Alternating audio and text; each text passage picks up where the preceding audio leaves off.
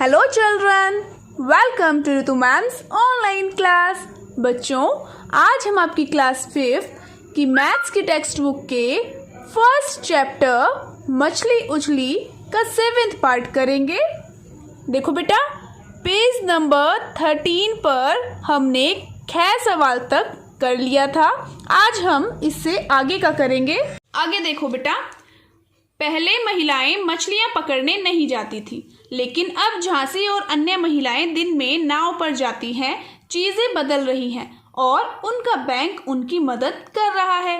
उन्हें मछलियों की भरी टोकरी साथ ले जाने के लिए एक खास बस भी मिल गई है। देखो बेटा, नीचे यहाँ पर है, क्यों न हम मछलियां सुखाने का नया कारखाना लगाएं।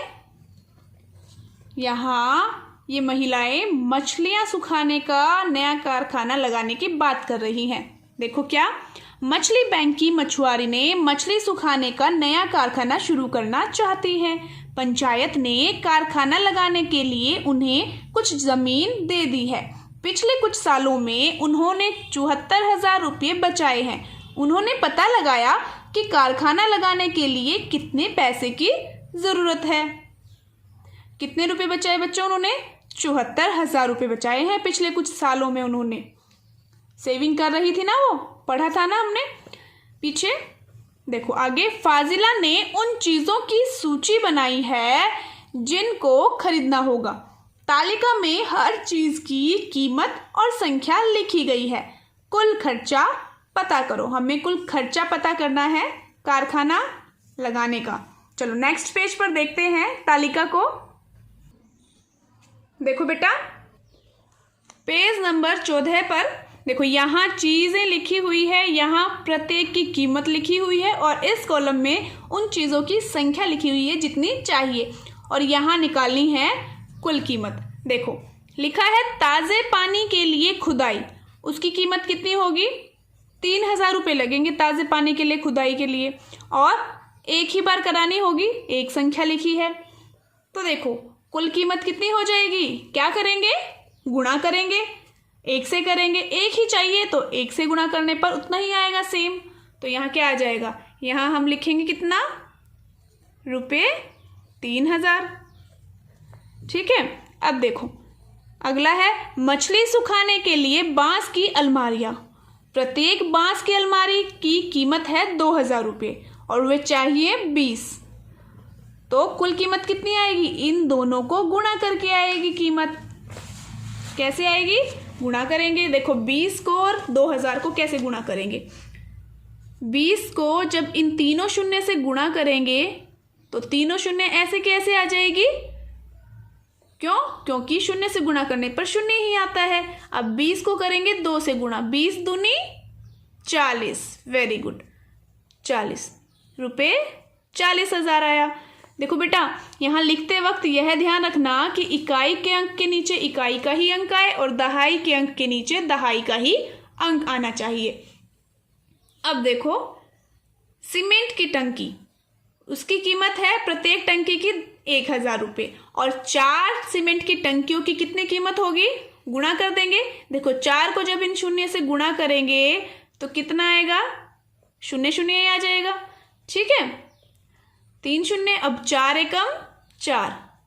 देखो यहाँ बेटा, देखो मैंने बिल्कुल जिसकी जो जगह है वहीं पर लिखी है, आप भी इसी तरीके से लिखेंगे ताकि जमा करने में आपको कंफ्यूजन ना हो। अब देखो आगे, ट्रे और चाकू, कितनी है कीमत? प्रत्येक की 300 रुपये है और 20 खरीदनी है। तो क्या करेंगे?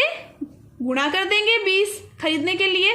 अब 20 को इन शून्य से गुणा करो, 20 को शून्य से गुणा करेंगे एक शून्य, फिर 20 को इस शून्य से गुणा करी शून्य, 20 दिए कितना? 60। कितनी आ गई? 6,000। कीमत आ गई 6,000 रुपये। अब देखो यहाँ रुपये भी लिखते रहो। बाल्टी की कीमत है 75 रुपये। अब देखो एक बाल्टी की कीमत 75 रुपये है और 20 की कितनी होगी? गुणा करेंगे। यहाँ कैसे करेंगे? देखो गुणा, इन दोनों को जब हम गुणा करेंगे तो 20 को देखो यहाँ पर या तो एक तरीका है शून्य पहले से ही लगा लो और 2 से गुणा कर लो। ठीक है, क्योंकि 20 का क्या मतलब होता है, 2 गुणा 10 होता है। तो ये 0 हम पहले से ही लगा लेंगे और इस पूरे को हम 2 से गुणा कर देंगे। वैसे 75 दूनी 150 होता है। आपको ध्यान भी होगा, पिछले क्लास में हमने क्वेश्चन भी किया है। 150 को आधा किया था, झींगा मछली की कीमत 150 थी और उसको आधा किया था, 75 रुपये थे, है ना, उसका आधा।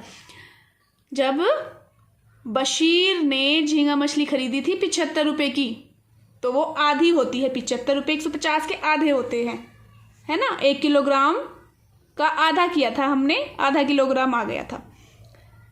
बच्चे कुछ चीज़ें ऐसे ही लर्न हो जाती हैं, उनको हमें कैलकुलेट करने की भी ज़रूरत नहीं पड़ती। करते करते प्रैक्टिस हो जाती है और वो माइंड में याद भी रहती हैं कुछ कैलकुलेशंस। अब देखो 75 को जब गुणा करेंगे 2 से 150 आएगा, ठीक है। अब देखो यहाँ लिखा है कारखाना लगाने की कुल कीमत। कैसे निकालेंगे कारखाना लगाने की कुल कीमत? इनको सभी को जोड़ देंगे, ठीक है। इन सभी को जोड़ो, देखो 0 आ जाएगा। यहां पर जोड़ देते हैं पहले इनको, देखो, ठीक है। अब देखो यहां पर भी 0 आ जाएगा और यहां देखो यह जो सैकड़े का अंक है 5। अब बेटा 1000 वाले अंक पर देखो 3, 3 और 4 7, 7 और 6 कितना? 13 है, 13 और 1 14, 14 का 4 हासिल 1, कितना आया? 5। तो कितनी कीमत आई? 54,500 रुपये, ठीक है। यहां लिख देंगे हम 54,500 रुपये आई कीमत इसकी।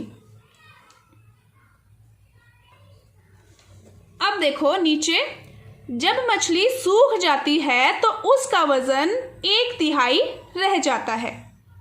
उन्होंने 1 महीने में 6000 किलो ताज़ा मछली सुखाने का विचार किया।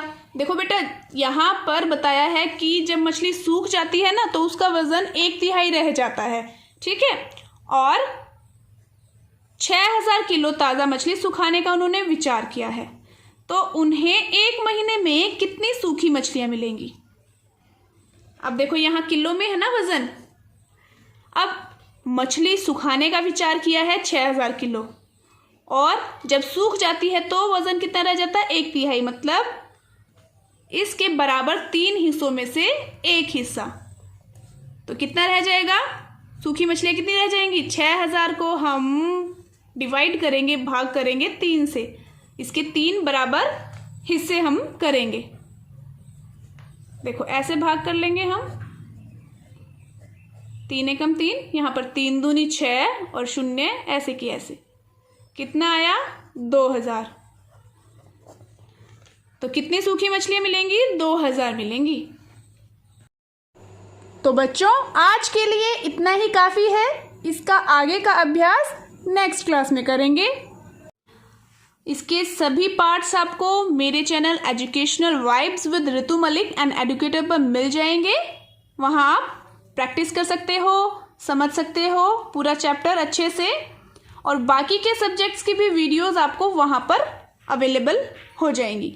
आप चैनल पर जाकर देख सकते हैं। और हाँ, अगर आपने अब तक मेरे चैनल को सब्सक्राइब नहीं किया है तो चैनल को सब्सक्राइब ज़रूर कर लें, और उसी के साइड में जो बेल आइकन है उसको ज़रूर प्रेस करें ताकि मेरी आने वाली सभी वीडियोस की नोटिफिकेशंस आपको मिलती रहे। तो मिलते हैं फिर नेक्स्ट वीडियो में, तब तक के लिए बाय बच्चों।